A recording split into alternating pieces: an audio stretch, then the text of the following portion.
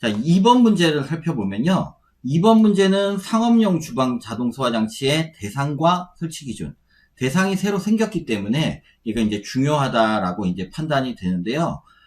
최근에 이제 주방 화재가 많이 발생을 하고 있고, 그래서 주방 화재가 많이 출제되고 있습니다. 그래서 요것들에 대해서 이제 관련돼서 좀 알고 있어야 돼서 출제를 해봤고요. 최근에 이제 그 설치 대상이 신설됐지만 이게 굉장히 범위가 너무 제한적이다. 이 똑같은 동일한 주방 화재를 일반 식당에서도 분명히 이제 발생할 수 있는데, 이 화재라는 거는 우리가 뭐 확률이라는 게 발생 확률이 똑같은 조건을 갖고 있으면 발생할 확률은 거의 똑같잖아요. 그러니까 이 적용 대상이 이제 확대될 필요가 있다라는 얘기도 언급하면 좋겠다라는 거예요.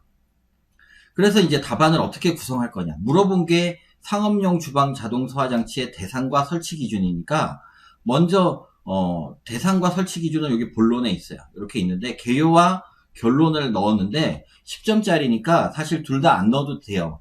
대신에 이제 이걸 충실하게 쓴다면 더 나을 수도 있습니다. 그래서 제가 여기서 그림을 제시해 드리는데, 그림을 좀 자세히 설명할 수 있다면 개요나 결론 중에 하나를 빼거나 두 가지 모두 다 빼도 됩니다. 근데 어쨌든 주방 화재라는 게 어떤 특징을 갖고 있느냐 간략하게 이제 얘기를 해야 되겠죠. 그래서 식용유 화재의 특징 간략하게 얘기하고, 또 이제 후드와 덕트로 이제 확산돼 나가는 부분에 대한 문제도 얘기를 하고, 또 튀어서 연소 확대되는 문제, 이런 것들을 이제 얘기할 수 있는데 10점이니까 최대한 이제 압축하거나 알아도 이제 분량이 너무 많아질 것 같으면 줄여야 되겠죠. 그 다음에 이 대상이 신설됐다는 얘기를 한마디 여기 써줬어요. 그러면서 이제 대상을 여기다 써주고, 대상이 이렇게 있고, 그 다음에 이제 설치 기준을 써야 되겠죠. 그래서 항목들을 먼저 외우고 있어야죠. 어떤 것들이 있느냐, 어떤 것들이 있는지 외우고 계속 연상 연습을 해야죠. 세부 내용에 대한 연상을 구성도를 연상하면서 생각해 보면 되겠죠. 그래서 이거를 이제 설치 기준을 물어봤으니까 당연히 꼼꼼하게 써야 되겠고, 그런 다음에 시간이 충분히 될 겁니다. 간략한 구성도를 그려주면 좋은 점수를 받을 수 있다. 그 다음에 결론에서는 역시 이제 대규모 음식점과 급식소에 한정돼 있으니까 이거 확대 적용할 필요가 있다. 뭐 이런 개인적인 또 소방에 대한 소방 기술사로서의 철학, 이런 얘기들도 좀 할 필요가 있겠습니다. 그 다음에 이제 2번 문제를 보면 제가 이렇게 두 줄 띄었어요. 일부러 이렇게 두 줄 띄고 이렇게 시작을 했는데, 상업용 주방 소화장치에 대해서, 주방 자동 소화장치에 대해서 냈어요. 짧게 썼습니다. 주방 화재란 건요, 정의를 짧게 썼어요.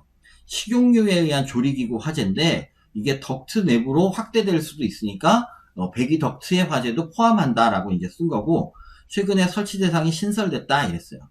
만약에 25점이었다면 얘를 더 길게 썼겠죠. 얘 뭐 식용유는 인화점이랑 비점이랑 발화점이 이런 관계가 있어서 재착화가, 화염을 없애도 재착화가 되기 쉽고 뭐 이런 얘기들 쓰고, 얘네들이 화염이 생겨서 후드에 있는 기름 찌꺼기인 그리스로 착화가 되게 되면 덕트를 통해서 다른 지역으로 연소 확대돼서 큰 대형 화재를 일으킬 수 있다. 뭐 이런 말로 막 쓸 수 있지만 10점짜리여서 그렇게 쓰지 않은 거죠. 이렇게 썼고요. 그 다음에 이제 판매 시설 중에 대규모 점포의 일반 음식점, 집단 급식소, 요런 데가 이제 대상이다라는 거죠. 이게 신설됐다 그러고 바로 써줬죠. 근데 이러한 유사한 대규모 조리 시설을 갖춘 데로 점차 확대돼 적용될 필요가 있다라고 또 의견을 썼어요. 그 다음에 이제 설치 기준을 쓰는데, 설치 기준을 소화장치, 감지부, 열원 차단 장치, 분사해도 이렇게 나눠서 법에 나온 내용을 최대한 가깝게 썼어요. 근데 이거 똑같이 쓰진 않아도 돼요. 어쨌든 의미만 전달되면 돼. 조리기구 종류별로 인증받은 게 다 달라.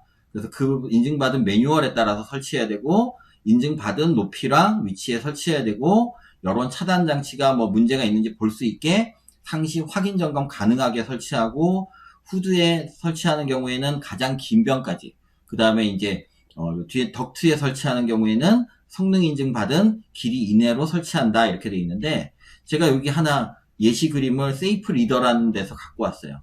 이거 간단하게 그릴 수가 있겠죠. 뭐 여기 이 틀 그리고, 노즐은 이렇게 안 그려도 되잖아요. 우리 노즐은 세모로 이렇게 그려도 되잖아요. 근데 저 같으면 이 노즐을요, 여기다가 이렇게 그렸을 것 같아. 이 노즐을 여기다 이렇게 그려서 이렇게 뿌렸을 것 같아요. 이렇게 해서 물론 배관은 연결이 돼 있어야 되지만 이렇게 그리고요. 대신에 요 후드에 설치되는 노즐을 또 그렸을 거예요. 이렇게 충분히 커버할 수 있게 이렇게 그렸을 것 같아요. 그리고 덕트에도 이렇게 그렸을 것 같아요. 덕트에도 이렇게 이제 그려지지 않았을까. 이렇게 그려서 설명을 하면 이게 사실 후드에도 길이에 충족을 해야 되고 덕트도 그 길이에 적합한 걸로 해야 되잖아요. 그러니까 그 내용을 표현할 수 있으니까 그렇게 그렸을 거고, 여기 보면 수업 시간에 얘기했듯이 가압 용기랑 그 다음에 웹케미칼이 들어있는 애가 있다는 거죠. 웹케미칼이 들어있는 그 약재 용기와 그 다음에 질소 용기가 여기 두 개가 이렇게 있습니다. 감지부가 이렇게 있고요. 가스밸브 차단 장치가 여기 가까이에 있게 되는 거죠. 가스밸브 차단 장치라고 여기 썼지만 사실 열원 차단 장치라고 써야 되겠죠? 왜냐하면 인덕션일 수도 있으니까 그렇게 이제 표현을 하면 되겠다라는 겁니다. 그래서 10점이니까 좀 많이 자제한 부분도 있는 거예요.